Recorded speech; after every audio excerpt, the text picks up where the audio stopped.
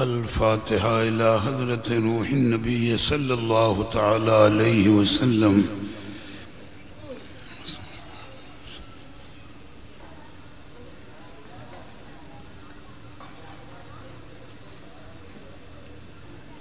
إن الله وملائكته يصلون على النبي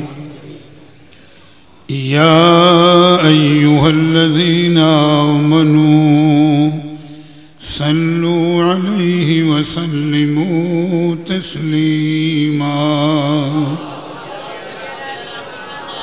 اللهم صل على سيدنا ومولانا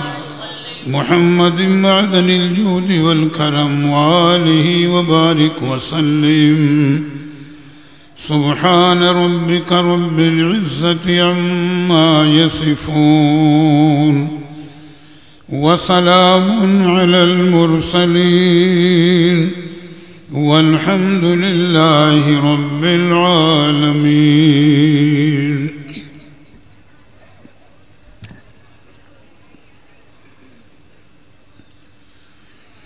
الحمد لله نحمده ونستعينه ونستغفره ونؤمن به ونتوكل عليه ونعوذ بالله من شرور أنفسنا ومن سيئات أعمالنا. من يهده الله فلا مضل له ومن يضلله فلا هادي له. ونشهد أن لا إله إلا الله وحده لا شريك له. ونشهد أن سيدنا ومولانا محمدًا عبده ورسوله. أما بعد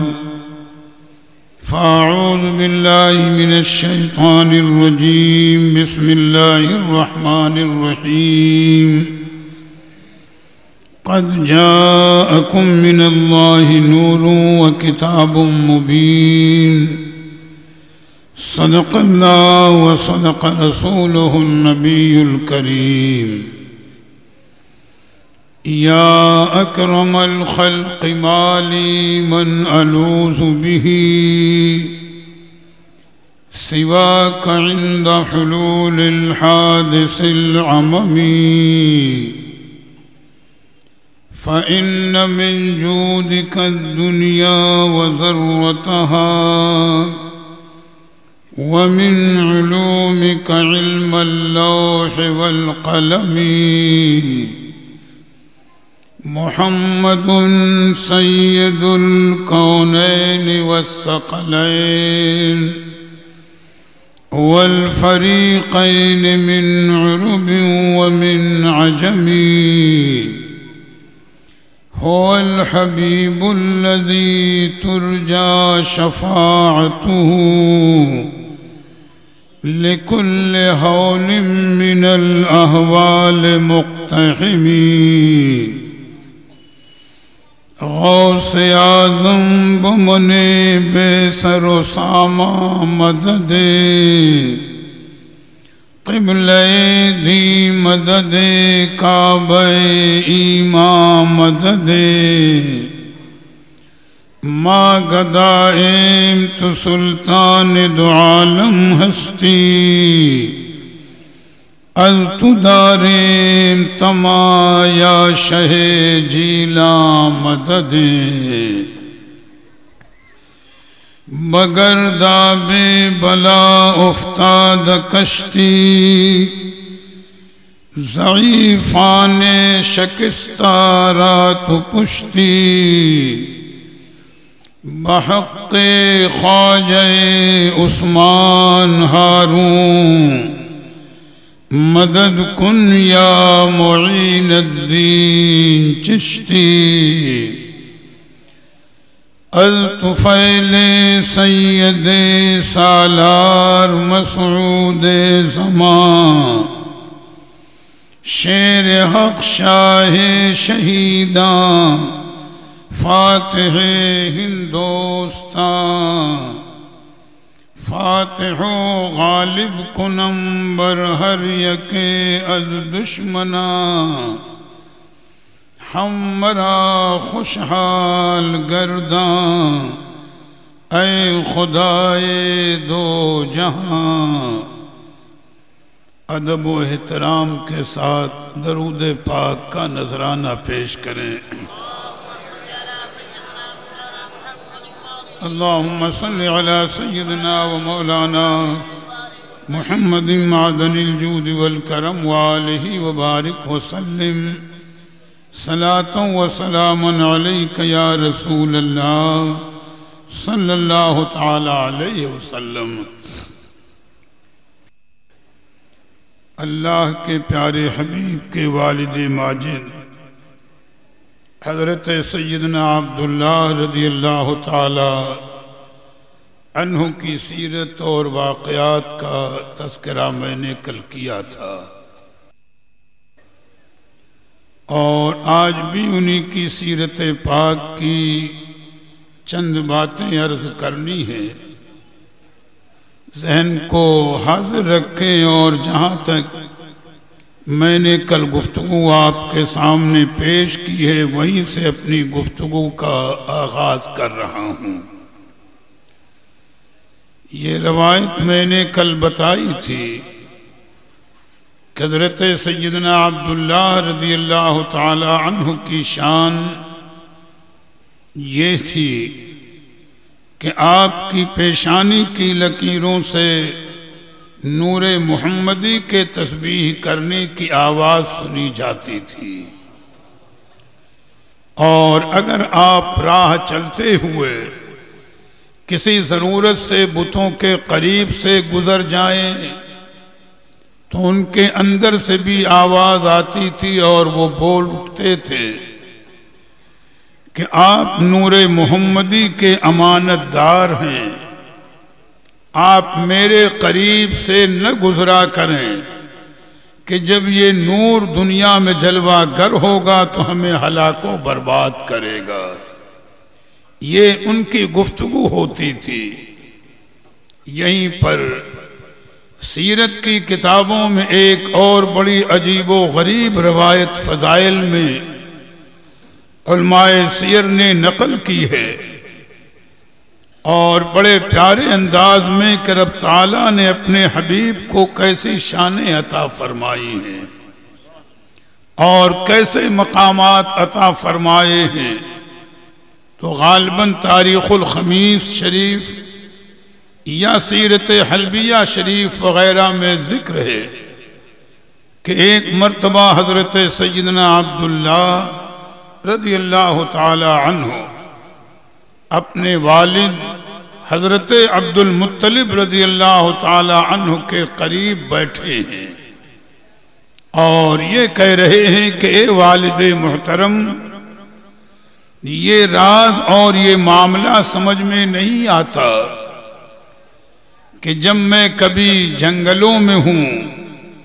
میدان میں ہوں یا پہاڑیوں کے درمیان میں ہوں یا کسی اور جگہ پر، تو برابر یہ میں دیکھتا ہوں کہ میری پیٹھ سے ایک نور نکلتا ہے۔ حضرت سیدنا عبداللہ کہتے ہیں کہ میں برابر اس بات کا مشاہدہ کرتا ہوں کہ میری پشت سے، میری پیٹھ سے ایک نور نکلتا ہے، اور وہ نور پھیل کر کے گویا پوری روئے زمین پر پچھم سے لے کر پورب تک پھیل جاتا ہے۔ فرماتے کہ یہ میرا مشاہدہ ہے کہ وہ نور پچھم سے لے کر اور پورب تک پھیل جاتا ہے، اور کچھ دیر کے بعد پھر وہ نور سمٹ کر کے آسمانوں کی طرف بلند ہوتا ہے، اور جب وہ نور آسمانوں کے قریب پہنچ جاتا ہے تو گویا آسمانوں کے دروازے کھل جاتے ہیں اور وہ نور آسمانوں پر چلا جاتا ہے، اور تھوڑی دیر کے بعد پھر میں دیکھتا ہوں کہ وہ نور آسمانوں سے اتر کر کے اور میری پشت میں آ گیا۔ سوچو، غور کرو، آپ اندازہ لگاؤ اللہ کے حبیب کے نور پاک کی عظمت اور شان، اور پھر کہتے ہیں کہ اے والد محترم، میں نے برابر یہ بھی مشاہدہ کیا اور دیکھتا ہوں کہ اگر میں کسی وادی اور جنگل میں کسی سوکھے درخت کے نیچے بیٹھ جاتا ہوں تو وہ درخت خود بخود ہرا ہو جاتا ہے اور اس کی شاخیں جھک کر میرے اوپر سایہ کر لیتی ہیں، اور اگر میں کسی ایسی زمین پر بیٹھ جاؤں کہ جہاں پر گھاس سوکھی ہوئی ہو، خشک گھاس ہو، اگر میں وہاں بیٹھ جاتا ہوں تو وہ گھاس ہری اور تر و تازہ ہو جاتی ہے۔ تو میں نہیں سمجھ پا رہا کہ یہ معاملہ کیا ہے، یعنی نور کا نکلنا، پورب سے لے کر پچھم تک پوری زمین پر پھیل جانا، سمٹ کر کے پھر آسمانوں پر چلا جانا، کچھ دیر کے بعد آسمان سے واپس آ جانا، سوکھے درخت کا ہرا ہو جانا اور سوکھی ہوئی گھاسوں کا ہرا ہو جانا۔ اے والد محترم، یہ راز میری سمجھ میں نہیں آ رہا کہ یہ معاملہ کیا ہے، تاریخ الخمیس شریف میں ہے۔ تو آپ کی یہ گفتگو سننے کے بعد حضرت سیدنا عبد المطلب فرماتے ہیں، "ابشرو یا بنیا"، یعنی اے میرے بیٹے عبداللہ، میں تمہیں بشارت دیتا ہوں اور تمہیں خوشخبری دے رہا ہوں کہ میں نے بھی جو خواب دیکھا ہے اور خواب کی جو تعبیر ہے وہ یہ ہے کہ تمہاری پشت سے، تمہاری نسل میں وہ صاحبزادے دنیا میں تشریف لانے والے ہیں کہ جن کا قبضہ زمین پر پورب سے لے کر پچھم تک ہوگا، یعنی وہ نور جو بطور امانت کے اللہ کے حبیب کا میرے پاس رہا، اب وہی نور تمہارے پاس ہے، یعنی جس نور کو تم دیکھتے ہو پورب سے لے کر پچھم تک پھیل جاتا ہے، آسمانوں پر چلا جاتا ہے، آسمانوں سے واپس آ جاتا ہے، یہ غیر کا نور نہیں ہے، یہ نور ہے اللہ کے پیارے رسول کا، جس کا امین میں رہا، اور اب وہ نور تمہارے پاس ہے جو ان قریب وہ نور لباس بشری میں جلوہ گر ہونے والا ہے۔ تو سنو، اس نور کا زمین پر پچھم سے لے کر پورب تک پھیل جانا یہ دلیل ہے کہ وہ پوری کائنات کے اور پوری زمین کے مالک و مختار بن کر دنیا میں تشریف لائیں گے، اور جہاں تک درختوں کا ہرا ہو جانا، خشک گھاس کا ہرا ہو جانا، یہ اس بات کی جانب اشارہ ہے کہ جب وہ دنیا میں تشریف لے آئیں گے تو وہ دل جو گناہوں کی وجہ سے تاریک اور خشک ہو چکے ہیں، یعنی مردہ ہو چکے ہیں، ان کے ذریعے انہیں ایمان کی زندگی مل جائے گی، انہیں ایمان کا شعور ملے گا۔ تو تمہارے لیے بشارت ہو کہ تمہاری پشت میں اللہ کے حبیب کا نور جلوہ گر ہے، اور ان قریب وہ دنیا میں جلوہ فرما ہونے والا ہے۔ یہاں دیکھو، سرکار قیامت سے پہلے پہلے کیسے کیسے انوار کا ظہور ہے، کیسی کیسی برکتوں کا ظہور ہے، اور کیسے کیسے معاملات ظاہر ہو رہے ہیں۔ یہ رب تعالیٰ کا احسان و کرم ہے اور اس کی شان رحیمی ہے کہ اس نے ہر دور میں اپنے محبوب کی عظمت کو نرالے شان سے ظاہر فرمایا، اور اسی کو اعلیٰ حضرت نے فرمایا ہے کہ عرش پہ تازہ چھیڑ چھاڑ، فرش پہ طرفہ دھوم دھام، عرش پہ تازہ چھیڑ چھاڑ، فرش پہ طرفہ دھوم دھام، کان جدھر لگائی یہ تیری ہی داستان ہے۔ میاں جہاں دیکھو، جس دور میں دیکھو، اللہ کے حبیب کی نئی نئی شانوں کا ظہور، نئے نئے مرتبے کا ظہور، اور نئی نئی آپ کی صفتیں سامنے آ رہی ہیں۔ اب یہیں پر اب ذہن کو وہاں لے آئے جو میں نے کل یہودیوں کے متعلق آپ کو روایت سنائی تھی کہ یہودیوں کے پاس جو جبہ تھا حضرت یحییٰ علیہ السلام کا، اور اس جبے کے ذریعے جب انہیں پتا چلا کہ اللہ کے حبیب کے والد محترم کی ولادت ہو چکی ہے تو وہ برابر آپ کی تلاش میں تھے۔ اس معاملے میں علماء سیر نے دو روایتیں نقل فرمائی ہیں اور دونوں کو میں حتی الامکان عرض کرنے کی کوشش کروں گا۔ یعنی چاہیے تو یہ تھا کہ یہودی ایمان لاتے، اگلی کتابوں میں ہر نبی نے اپنے دور میں اللہ کے حبیب کا تذکرہ کیا، ایمان لاتے ان کی بات بن جاتی، لیکن یہودی حسد کا، بغض کا، کینہ کا شکار ہوئے اور اس کوشش میں لگ گئے کہ معاذ اللہ کسی طرح اللہ کے پیارے حبیب کے والد ماجد حضرت سیدنا عبداللہ رضی اللہ تعالی عنہ کو قتل کر دیا جائے تاکہ وہ نبی آخر الزمان کا ظہور مکے میں سرزمین عرب پر نہ ہو بلکہ ہماری طرف وہ نور لوٹ آئے۔ میاں نادانی ہے، جہالت ہے، رب تعالیٰ جس کا محافظ حقیقی ہو بھلا اسے مٹانے والا کون، اسے دبانے والا کون ہوگا؟ وہی جو رب تعالیٰ کی مرضی ہوگی۔ لیکن یہودیوں کی عداوت اور دشمنی کے متعلق علماء نے دو روایتیں اپنے اپنے طور پر نقل کی ہیں، درود پاک پڑھ لیں تو بات عرض کروں۔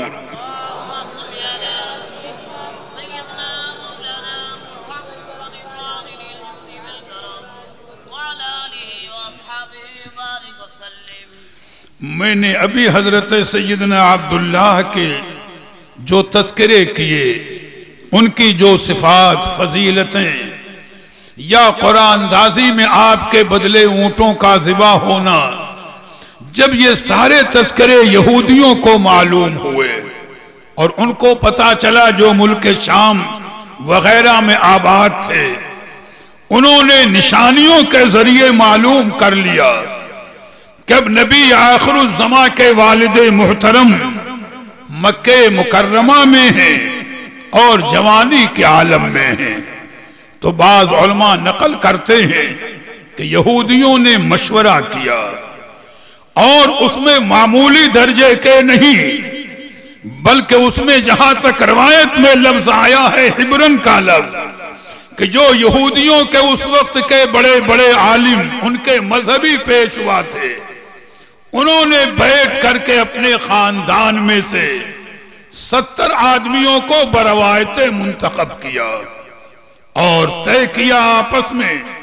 کہ یہ 70 آدمی نہایت خاموشی کے ساتھ یہ جائیں اور مکہ مکرمہ کی پہاڑیوں میں جہاں موقع ملے غاروں میں چھپ کر کے رہے، چونکہ نشانیاں معلوم تھی کہ نبی آخر الزمان کے والد محترم کی یہ پہچان ہے، یہ نشانی ہے، یہ معاملات ہیں۔ اسی لیے ان علماء نے اپنے گھروں سے آدمیوں کو منتخب کیا تاکہ ان نشانیوں کے ذریعے وہ انہیں پہچانے، اور یہ طے کیا کہ وہاں جا کر یہ خاموشی سے رہے۔ بھئی آج تو آبادی ہے نہیں اتنی، پہلے آبادی تھی، آج کا دور تو نہیں۔ میں نے تو شاید کہیں ابھی پڑھا تھا کتابوں میں کہ مکہ مکرمہ میں چھوٹی بڑی پہاڑیاں ملا کر کم و بیش مکہ شریف اور اطراف میں 72,000 پہاڑیاں ہوں گی۔ تو آج تو آبادی کا دور ہے، اب آج سے 1400 سال پہلے کی بات کچھ سوچیں، اتنی آبادی کہاں رہی ہوگی؟ بھئی کوئی کہیں آ کر چھپ جائے، کوئی کہیں پوشیدہ ہو جائے، کس کو کیا پتا کہ کون کس عالم میں ہے؟ تو وہ 70 یہودی یہ طے کر کے اپنے وطن سے چلے کہ مکہ مکرمہ کی وادیوں میں، پہاڑوں میں، غاروں میں چھپ کر رہیں گے، جہاں موقع مل گیا اور ہم نے علامتوں اور نشانیوں کے ذریعے اللہ کے حبیب کے والد ماجد کو پہچان لیا، قتل کر کے اور خاموشی کے ساتھ چلے آئیں گے۔ چنانچہ یہ 70 یہودی وہاں سے چلے اور مکہ مکرمہ کی پہاڑیوں میں غاروں میں آ کر چھپ کر بیٹھ گئے. جملہ انتظامات کے ساتھ آئے تھے. علماء سیر بیان کرتے ہیں اتفاق کی بات ہے کہ یہ آ کر غاروں میں چھپے ہوئے بیٹھے تھے. جتنا وقت گزرا ہو یہ نہیں کہا جا سکتا. جتنا وقت گزرا ہو ایک دن حضرت سیدنا عبداللہ رضی اللہ تعالی عنہ تنہا ہرن کا شکار کرنے کے لیے اس وادی میں آ گئے اور ان پہاڑیوں کے درمیان میں آ گئے. جب ان یہودیوں نے دیکھا اور علامتوں اور نشانیوں کے ذریعے پہچان لیا کہ کوئی اور نہیں ہے، یہی حضرت عبداللہ ہیں کہ جن کی پشت میں نبی آخر الزمان کا نور جلوہ فرما ہے، لہذا ایک بارگی تیار ہو کر آگے بڑھے اور ان 70 یہودیوں نے حضرت عبداللہ پر حملہ کر دیا. اصحاب سیر کہتے ہیں کہ وہیں پر مکہ شریف کے ایک فرد جن کا نام حضرت وہب بن عبد مناف تھا، یعنی حضرت وہب یہ حضرت سیدہ آمنہ طیبہ طاہرہ کے والد محترم ہیں، یعنی حضور کی والدہ ماجدہ کے یہ والد ہیں اور حضور کے نانا ہوتے ہیں. یہ اپنا گما ہوا اونٹ تلاش کرنے کے لیے اس وادی میں آئے ہوئے تھے. ان کا اونٹ گم ہو گیا تھا، تلاش کر رہے تھے کہ میرا اونٹ کہاں پر ہے. اچانک جب دیکھا بھئی ہتھیاروں کی جھنکار، 70 آدمی تلواریں لے کر حضرت عبداللہ رضی اللہ تعالی عنہ پر ٹوٹ پڑے. لیکن آپ بزدل نہیں تھے، جوان مرد تھے، بہادر تھے، ہاشمی خون رگوں میں دوڑ رہا تھا. آپ نے ان سے پوچھا بھی کہ آخر تمہارا مقصد کیا ہے؟ ان کا جواب یہی تھا کہ ہمارا مقصد صرف آپ کو قتل کرنا ہے. مقابلہ شروع ہو گیا، تلواریں چلنی شروع ہو گئیں. حضرت وہب کہتے ہیں جب میں نے دیکھا، ارادہ کیا کہ میں آگے بڑھ کر کے کچھ مدد کروں اور حضرت عبداللہ کا ساتھ دوں کہ یہ مکے کے ہاشمی چشم و چراغ ہیں، 70 یہودیوں نے حملہ کر دیا ہے. کہتے ہیں لیکن میں تنہا تھا، کچھ فاصلے پر تھا اور وہ 70 یہودی برابر ان پر حملہ کر رہے تھے. وہ ان کا جواب دے رہے تھے. کہتے ہیں میں بڑھنے کے ارادے ہی میں تھا کہ بڑھ کر میں بھی کچھ ساتھ دوں کہ اچانک میں نے دیکھا کہ آسمانوں کے دروازے کھلے ہوئے ہیں، فرشتوں کی جماعتیں اتر رہی ہیں. حضرت وہب کہتے ہیں کہ میں نے دیکھا کہ آسمانوں کے دروازے کھلے ہوئے ہیں، فرشتوں کی جماعتیں اتر رہی ہیں اور چند لمحوں میں آ کر کے فرشتوں کی اس جماعت نے ان ظالم یہودیوں کو موت کے گھاٹ اتار دیا اور نگاہوں سے پوشیدہ ہو گئے. بھئی رب تعالیٰ اپنے حبیب کے نور کا محافظ ہے، وہ محافظ حقیقی ہے. جب حضرت وہب نے یہ کیفیت دیکھی تو آپ کے دل میں حضرت سیدنا عبداللہ کی محبت سما گئی، وقار بیٹھ گیا اور آپ کی شان و عظمت کو پہچان لیا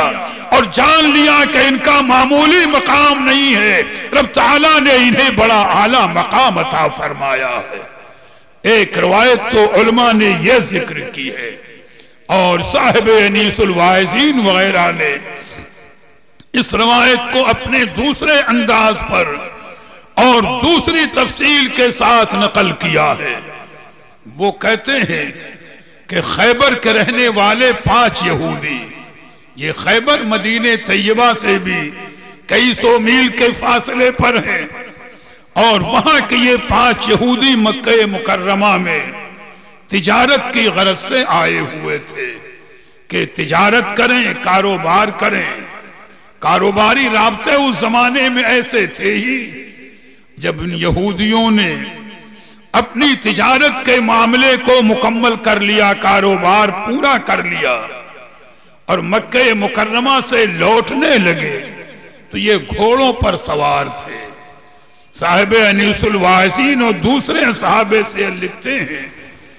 کہ ایک آپس میں انہوں نے گفتگو شروع کی۔ ان میں سے ایک یہودی بولا کہ ہم نے جو اگلی کتابوں میں پڑھا ہے تو نبی آخر الزماں کا ظہور یہی عرب کی سرزمین حجاز سے ہوگا۔ وہ یہودی کہتا ہے کہ نبی آخر الزماں کا ظہور یہی عرب کی سرزمین حجاز سے ہوگا۔ تو دوسرا یہودی کہتا ہے ہوگا تو عرب سے، مگر وہ نبی ہمارے قوم کے ہوں گے۔ یعنی اتنے غرور میں مبتلا، وہ کہتا ہے کہ نبی آخر الزماں کا ظہور ہوگا عرب سے ضرور، لیکن وہ ہماری قوم سے ہوں گے۔ تو تیسرا بولا ہاں اس لیے کہ ہماری قوم بنی اسرائیل اللہ تعالیٰ کو بہت پیاری اور محبوب ہے، لہذا اولاد یعقوب علیہ السلام کے علاوہ دوسری کسی قوم میں نبی ہو ہی نہیں سکتا۔ یعنی سب اپنے اپنے فتوے لگا رہے ہیں۔ اور پانچویں نے بھی اسی انداز پر، چوتھے نے بھی تائید کی۔ ان کی گفتگو کا خلاصہ یہی ہے کہ انہوں نے یہی آپس میں طے کیا کہ نبی آخر الزماں کا ظہور ہوگا ملک عرب میں، لیکن وہ قوم یہود بنی اسرائیل سے ہوں گے۔ آپس میں گفتگو ہو رہی تھی۔ وہیں پر سیرت نگاروں نے بیان کیا کہ ادھر واقعہ یہ ہوا کہ حضرت سیدنا عبداللہ رضی اللہ تعالی عنہ، جن کی عفت، پارسائی، پاک دامنی، ہر چیز کا شہرہ ہر طرف، اور میاں کیوں نہ ہو جب نور محمدی کے وہ امین ہیں تو نگاہ بھی پاکیزہ، دل بھی پاکیزہ، ہر چیز پاکیزہ، اور قدرت نے حسن و جمال سے نوازا تھا۔ آپ خانہ کعبہ کا طواف کر کے اپنے مکان لوٹ رہے تھے کہ مکہ مکرمہ کے اس زمانے کی عالمہ کائنات جو رہی ہو اور جس کا نام مرحوم، وہ سامنے آئی اور اس نے آپ کو اپنی طرف مائل کرنا چاہا۔ آپ نے سختی سے اسے جھڑک دیا اور ڈانٹ کر کے اپنے مکان تشریف لے آئے۔ لیکن دل پر ایک بوجھ تھا اور دل میں ایک پریشانی تھی کہ آج اس نے مجھے چھیڑنے کی جرأت کیسے کی، مجھے اپنی طرف مائل کیسے کرنا چاہا، جبکہ رب تعالیٰ نے مجھے نگاہوں کی بھی، دل کی بھی، ہر چیز کی پاکیزگی عطا فرمائی۔ تو قلب پاک کچھ بے چین سا تھا۔ علماء فرماتے ہیں حضرت سیدنا عبد المطلب رضی اللہ تعالی عنہ قریب وہیں بیٹھے تھے۔ آپ کے چہرے کے اتار چڑھاؤ کو دیکھا، حالات کو دیکھا، چہرے پر کچھ بے چینی کے آثار نظر آئے۔ کیفیت پوچھی تو آپ نے فرمایا کہ کچھ بے چینی ہے دل میں، اگر اجازت دیں تو میں جا کر مکہ شریف کے باہر صحرا میں ہرن کا شکار کر کے آ جاؤں، تفریح بھی ہو جائے گی اور دل کو سکون بھی مل جائے گا۔ حضرت سیدنا عبد المطلب رضی اللہ تعالی عنہ نے سوچا کہ وقتی طور پر ہے، یہ بشری تقاضے ہوتے ہیں، کبھی آدمی خوش بھی ہو جاتا ہے، کبھی اداس بھی ہو جاتا ہے، یہ تو انسانی تقاضے ہیں۔ فرمایا کہ آپ جائیں، شکار کھیل کر کے آ جائیں، طبیعت بہل جائے گی تاکہ سکون بھی ہو جائے۔ ادھر آپ شکار کے لیے روانہ ہوئے۔ درود شریف پڑھ لیں۔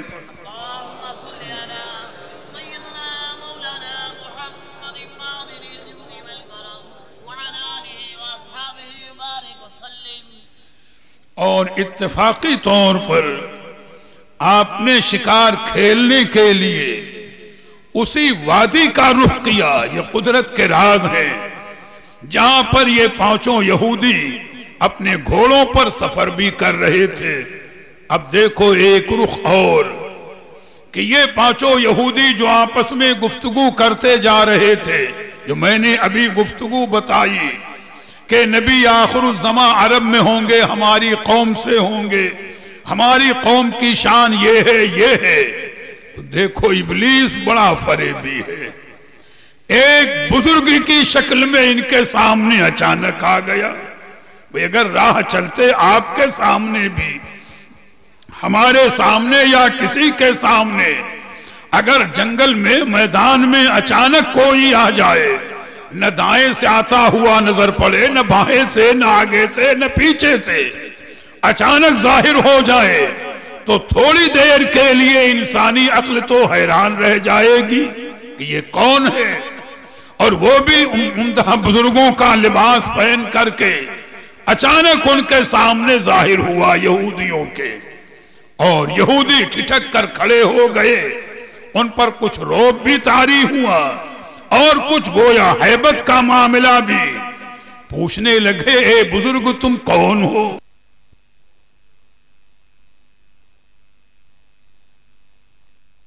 بزرگ تم کون ہو؟ تو وہ کہتا ہے ابلیس کہ میں بیت المقدس کا رہنے والا ایک بزرگ ہوں،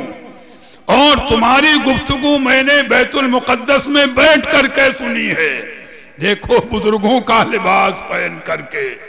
بزرگوں کی شکل میں آ کر ان کے سامنے کیسی فریب کی بات، اور ان کو کہاں لے جانا چاہتا ہے۔ ابلیس کہنے لگا کہ اے یہودیوں، میں تو بیت المقدس میں عبادت کر رہا تھا، میں وہاں کا رہنے والا ایک بزرگ ہوں۔ جب تم یہاں گفتگو آپس میں کر رہے تھے کہ نبی آخر الزمان کا ظہور عرب میں ہوگا، تم یہ کہہ رہے تھے ہماری قوم سے ہوگا، تم یہ کہہ رہے تھے کہ اولاد یعقوب علیہ السلام سے ہوگا، غیر قوم میں نہیں ہو سکتا۔ یعنی ان کی پوری گفتگو میں نوعاً بتا دی، چونکہ ظالم ساتھ چل کے تو سن رہا تھا، اور جب پوری گفتگو بتا دی تو کہا سنو، میں نے وہاں بیت المقدس میں بیٹھے بیٹھے جب تمہاری گفتگو کو سنا تو تمہارے ساتھ مجھے ہمدردی ہوئی، اور میں تمہیں بہت نیک مشورہ دینے آیا ہوں، اور اگر میرے نیک مشورے پر عمل کرو گے تو تمہارا مقصد پورا ہو جائے گا۔ دیکھو ایک بات تو یہ سمجھو کہ اس وقت اللہ تعالیٰ کی رحمت کی خاص توجہ عرب کی سرزمین کی جانب ہے۔ اس وقت اللہ تعالیٰ کی رحمت کی خاص توجہ عرب کی سرزمین کی جانب ہے، اور اسی لیے اس نے اپنے حبیب کے نور کو نسلاً بعد نسلن منتقل کرتے ہوئے حضرت عبداللہ کو دیا ہے، جو حضرت عبد المطلب کے صاحب زادے ہیں اور یہی مکے کے رہنے والے ہیں۔ اگر تم یہ چاہتے ہو کہ وہ نور تمہاری قوم میں منتقل ہو جائے اور نبی آخر الزمان کا ظہور تمہاری قوم میں ہو، تو میرا نیک مشورہ یہ ہے کہ ابھی حضرت عبداللہ ہرن کا شکار کھیلنے کے لیے اسی وادی میں آنے والے ہیں، ایک بارگی ان پر ٹوٹ پڑو، انہیں قتل کر دو، اور جب انہیں قتل کر دو گے تو وہ نور تمہاری قوم میں منتقل ہو جائے گا۔ دیکھو ظالم کیسا مشورہ دے رہا ہے، بزرگ کا لباس پہن کر آیا اور بہکا رہا ہے اور مشورہ دے رہا ہے۔ بھئی مجھے تذکرہ کسی اور کا نہیں کرنا، آج بھی گلی کوچوں میں تسبیح گھماتے ہوئے ایسے لباس کے کچھ لوگ ملیں گے کہ میلاد بدعت ہے یا رسول اللہ پکارنا ناجائز ہے، تو پہچان لینا کہ یہ کس صفت کے بزرگ ہیں، تب ان کے قریب جانا اور اپنے ایمان و عمل کا تحفظ کرنا۔ دیکھو مشورہ دے رہا ہے اور کہتا ہے کہ میرا یہ مشورہ ہے۔ یہودیوں کو یقین ہو گیا کہ ابلیس نے واقعی یہ بزرگ ہے جو مشورہ دیا ہے، بالکل صحیح ہے، یہ تیار ہو گئے، اور ابھی تھوڑی دیر ہی گزری ہوگی حضرت سیدنا عبداللہ رضی اللہ تعالی عنہ شکار کی غرض سے اسی وادی میں آ گئے، اور جیسے ہی اس وادی میں آپ پہنچتے ہیں تو ان پانچوں یہودیوں نے نشانیوں سے پہچان لیا، ایک بارگی تلوار لے کر آپ کو گھیر لیا۔ آپ نے بھی تلوار نکالی، لیکن پہلے فرمایا کہ یہ بتاؤ تم مجھے کیوں قتل کرنا چاہتے ہو، تمہارا مقصد کیا ہے؟ تو یہودی کہتے ہیں ہمارا مقصد جو بھی صحیح، اس وقت تو ہمارا مقصد ہے آپ کو قتل کر دینا، باقی جو مقصد ہے وہ بات کا ہوگا۔ اور یہ کہہ کر کے ان یہودیوں نے حضرت سیدنا عبداللہ رضی اللہ تعالی عنہ پر حملہ کیا۔ یہیں پر علماء بیان کرتے ہیں کہ حضرت وہب رضی اللہ تعالی عنہ جو سیدہ آمنہ طیبہ طاہرہ کے والد محترم ہیں، وہ اپنا گمشدہ اونٹ اسی وادی میں تلاش کر رہے تھے۔ جب انہوں نے دیکھا کہ حضرت عبداللہ تنہا ہیں، 5 یہودی آپ پر حملہ آور ہیں، تو آپ کو غیرت آئی، جلال آیا کہ ایک ہاشمی نوجوان پر بلا قصور یہ 5 ظالم یہودی حملہ کر رہے ہیں، چلو میں بھی مدد کروں تاکہ ان ظالموں کا حملہ دور ہو جائے اور میں اس ہاشمی نوجوان کو بچا لوں۔ لیکن راوی کہتا ہے کہ جیسے ہی حضرت وہب حضرت عبداللہ کو بچانے کی غرض سے آگے بڑھتے ہیں کہ ان کا ساتھ دیں، ابلیس آگے بڑھا، در پردہ آپ کے پیروں کو کپڑے میں الجھا دیا کہ آپ گر پڑے، آگے نہ بڑھنے پائے۔ ابلیس نے تو ہر دور میں ہر وقت میں مخالفت کی ہے، آپ کے پیروں کو کپڑے میں الجھا دیا، آپ گر پڑے۔ پھر دوبارہ اٹھے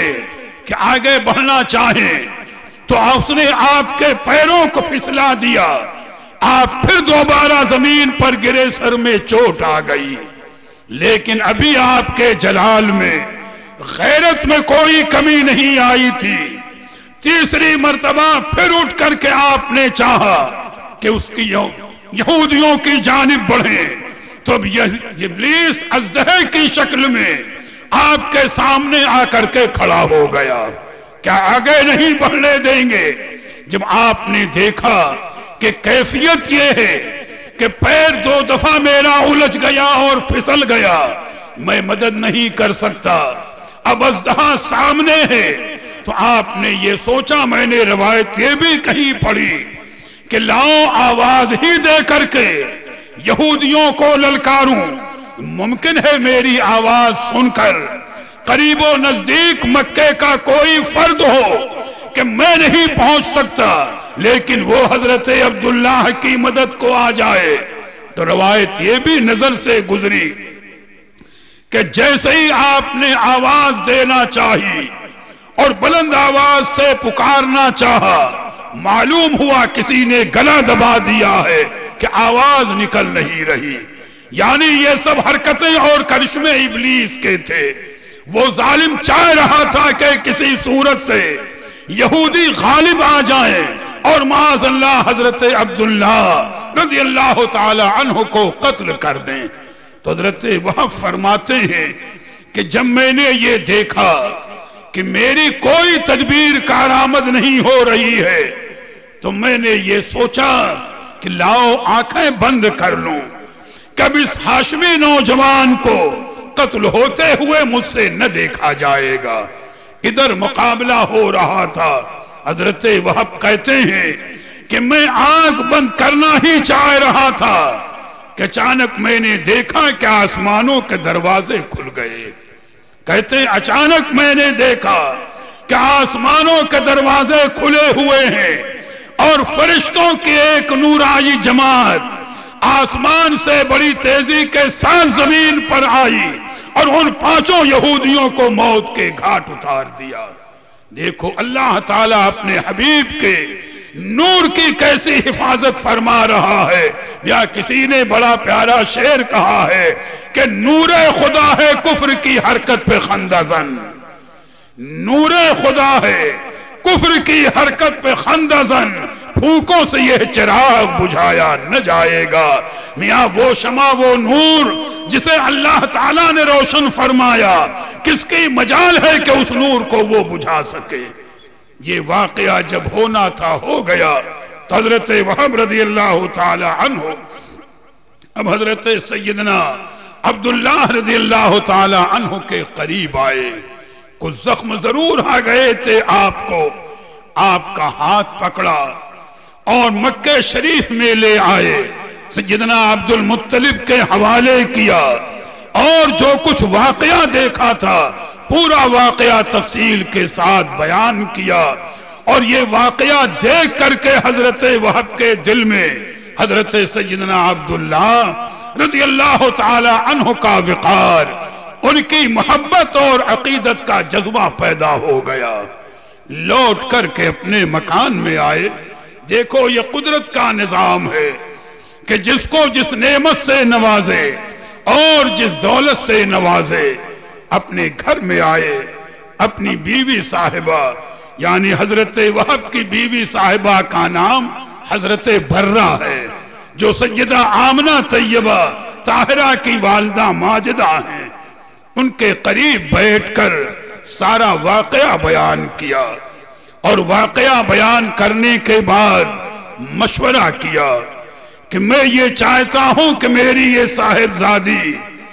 آمنہ طیبہ طاہرہ، جنہیں رب تعالیٰ نے ظاہری حسن و جمال کے ساتھ عفت، پاک دامنی، پارسائی کی نعمتوں سے نوازا ہے، میں ان کے لیے حضرت عبد المطلب کے پاس پیغام لے کر کے جاؤں، اگر وہ قبول کر لیں تو میری ان نیک صاحبزادی کے لیے حضرت عبداللہ سے بڑھ کر بہتر اور نیک شوہر وہ نہیں مل سکتا۔ آپس میں مشورہ ہوا، میاں یہ قدرت کے راز ہیں، مشیت کا اشارہ، آپس میں گفتگو کرنے کے بعد حضرت وہب سیدنا عبد المطلب رضی اللہ تعالی عنہ کے پاس آئے، واقعہ جو دیکھا تھا پہلے بیان کر چکے تھے، اور پھر اپنا منشا اور اپنی بات کو پیش کیا کہ میری صاحبزادی کی پارسائی اور پاک دامنی بھی مشہور ہے، آپ واقف ہیں، اور میں نے آپ کے صاحبزادے حضرت عبداللہ کی عظمت کو بھی دیکھ لیا، ان کی شان کو بھی دیکھ لیا، اور ان کے مرتبے کو دیکھ لیا، لہٰذا میں اپنی بچی کی نسبت چاہتا ہوں کہ آپ کے صاحبزادے سے ہو جائے، تاکہ آپ کو بھی سکون ہو، مجھے بھی سکون ہو۔ گفتگو ہونے کے بعد رشتہ آپس میں طے ہو جاتا ہے۔ یہاں پر اصحاب سیر نے مختلف انداز سے روایتیں نقل فرمائی ہیں اور مختلف تذکرے کیے ہیں۔ رشتہ طے ہونے کے بعد سیدنا عبداللہ رضی اللہ تعالی عنہ کا عقد شریف سیدہ آمنہ طیبہ طاہرہ رضی اللہ تعالی عنہ کے ساتھ ہو جاتا ہے۔ علماء فرماتے ہیں کہ رجب شریف کا مہینہ تھا اور جمعہ کی شب تھی، جب نور پاک محمدی حضرت سیدنا عبداللہ رضی اللہ تعالی عنہ سے منتقل ہو کر سیدہ آمنہ طیبہ طاہرہ کو ملا، ان کے شکم پاک میں جلوہ فرما ہوا۔ بس آخری روایت اس موضوع کی عرض کر کے گفتگو کی تکمیل کروں، انشاءاللہ آگے کی تقریر سرکار کے بچپن شریف اور رضاعت وغیرہ سے متعلق اسی ترتیب پر ہوگی۔ بس تھوڑی دیر ذہن کو حاضر رکھیں، سرکار کی ولادت پاک کے وقت کی برکتوں کا اور دوسرے معاملات کا تذکرہ تو انشاءاللہ ہم 12ویں شب میں کریں گے۔ یہ ترتیب جو سرکار کی سیرت پر میں عرض کر رہا ہوں، اس کو ذہن میں رکھیں گے۔ جب اللہ کے پیارے حبیب اپنی والدہ ماجدہ رضی اللہ تعالی عنہ کے شکم پاک میں جلوہ فرما ہو گئے تو علماء فرماتے ہیں کہ ہر لمحے ہر گھڑی ہمیشہ انوار و برکات کا ظہور ہوتا رہتا تھا، اور بڑے عجیب و غریب واقعات ظہور میں آتے رہتے تھے۔ سیدہ آمنہ کی شان میں نے یہ بیان کی کہ اگر کبھی وہ راستے سے چلا کرتی تھی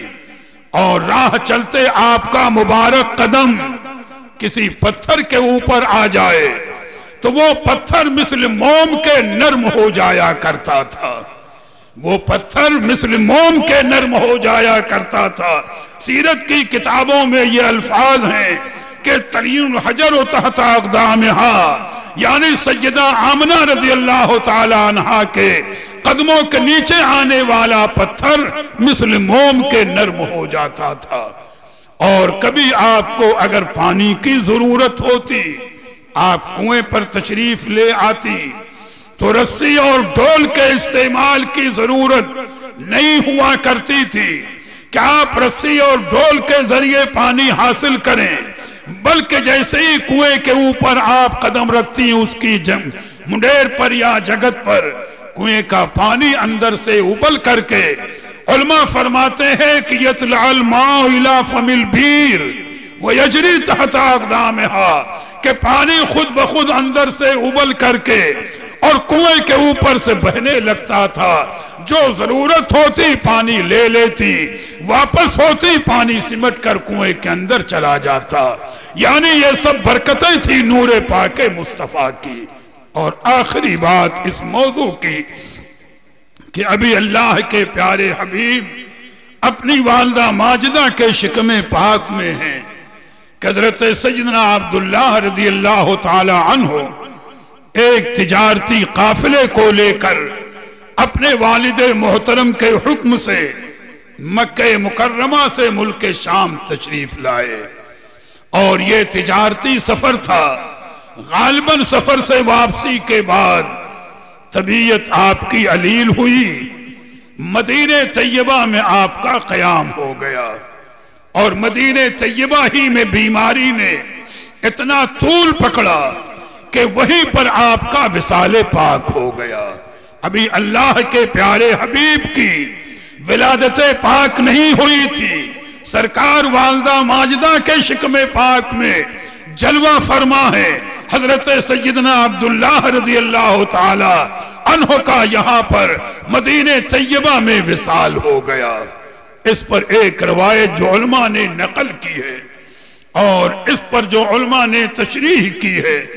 کہ جب حضرت عبداللہ کا وصال ہو گیا رضی اللہ تعالی عنہ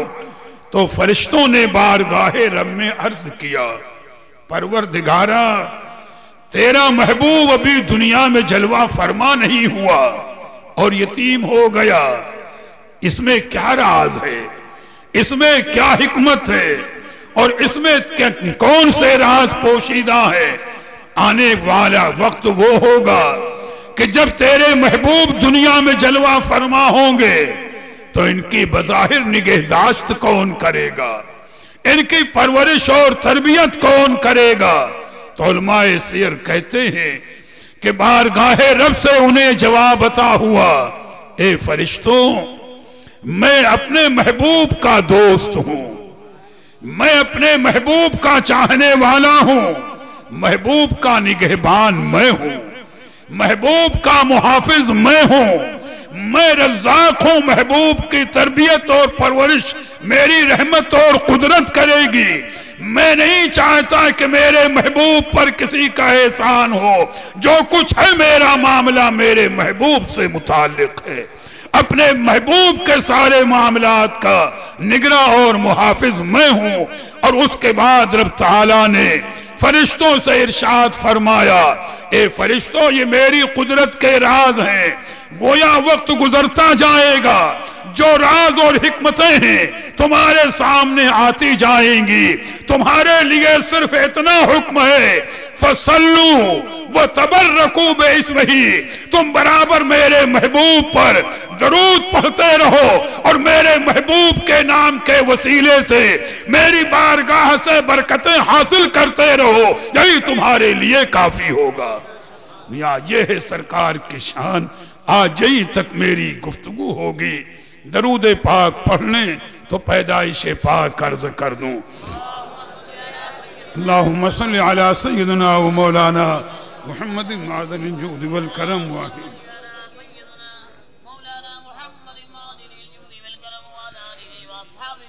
جب یہ نظام عالم بگڑ چکا تھا، دنیا گمراہ ہو چکی تھی، ہر طرف کفر و شرک کا دورہ تھا، تو اس نظام عالم کو سنوارنے کے لیے ہمارے آپ کا آقا و مولا حضور مدنی تاجدار اللہ کے محبوب حضور دانائے غیوب روحی فدا ہو جناب محمد الرسول اللہ صلی اللہ تعالی علیہ وسلم ربیع الاول شریف کے مہینے میں دوشنبے کے دن 12 تاریخ صبح صادق کے وقت با ہزارہ جاہو جلال جلوہ فرما ہوئے سرکار قیامت پر تمامی انبیاء حور و غلما ملائکہ غرض کے ساری کائنات نے درود و سلام کا نذرانہ. مائک بیچ میں کیا کر دیتے ہیں میرے سننے نہیں آتا.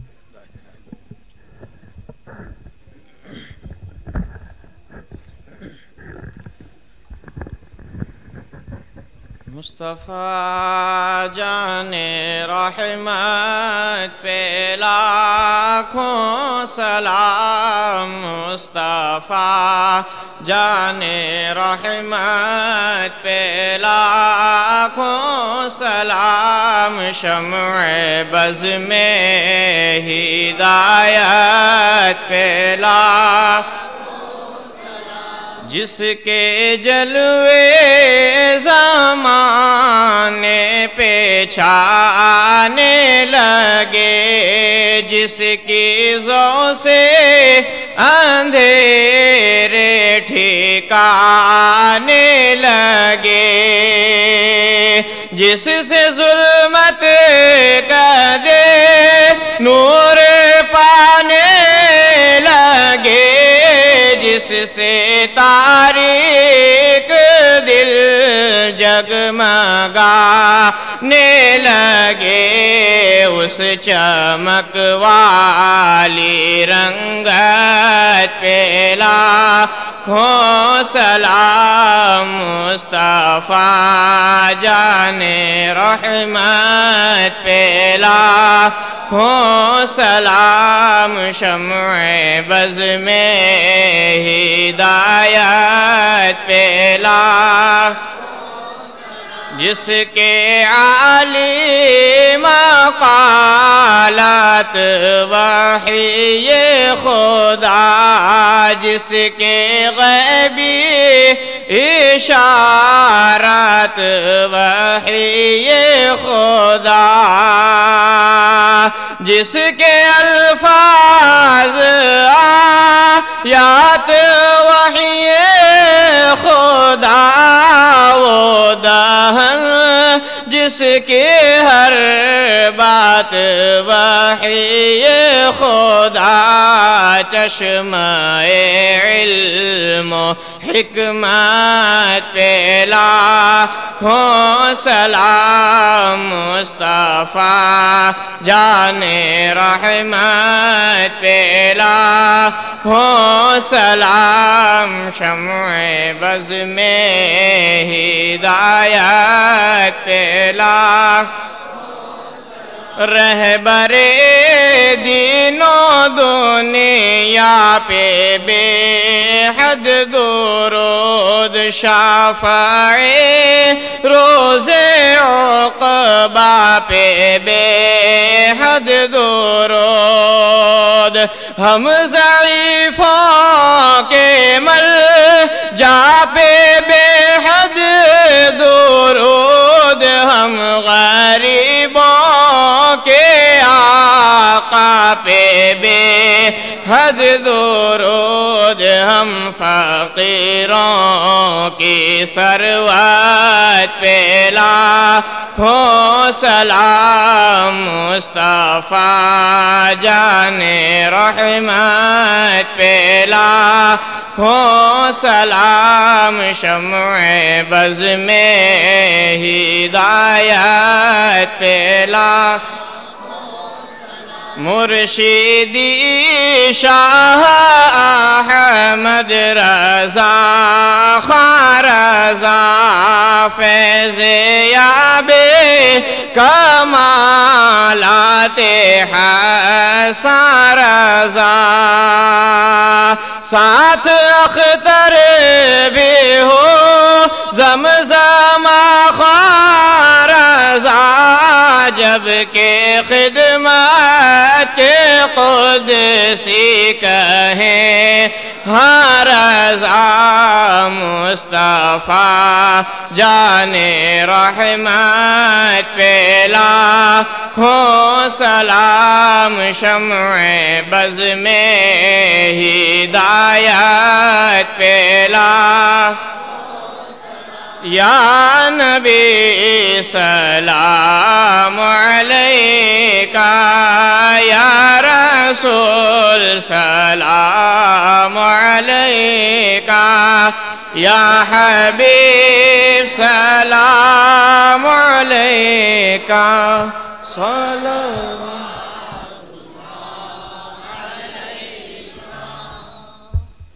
الصلاة والسلام عليك يا نبي الله الصلاة والسلام عليك يا رسول الله الصلاة والسلام عليك يا حبيب الله صلاة وسلام عليك يا رسول الله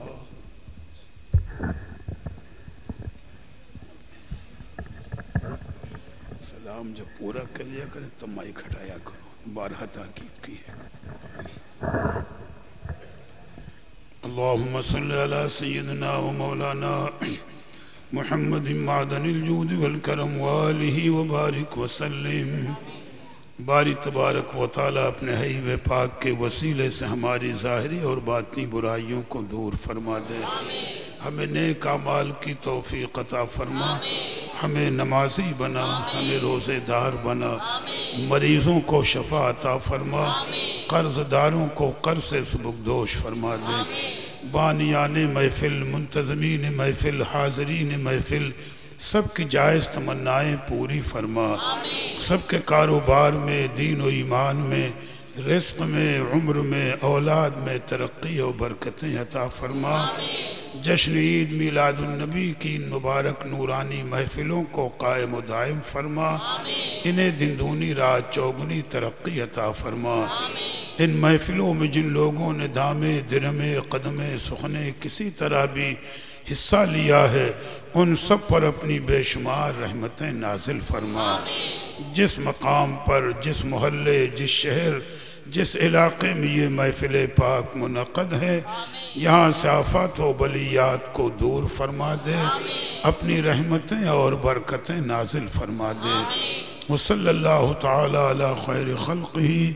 محمد وآلہ واصحابہ اجمعین برحمتک یا ارحم الراحمین الفاتحہ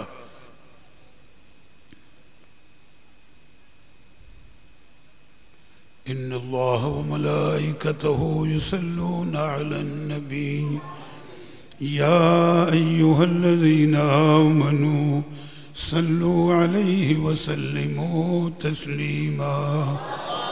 اللہم صل علی سیدنا ومولانا محمد معدن الجود والکرم وآلہ وبارک وسلم سبحان ربک رب العزت عما یصفون وسلام على المرسلين والحمد لله رب العالمين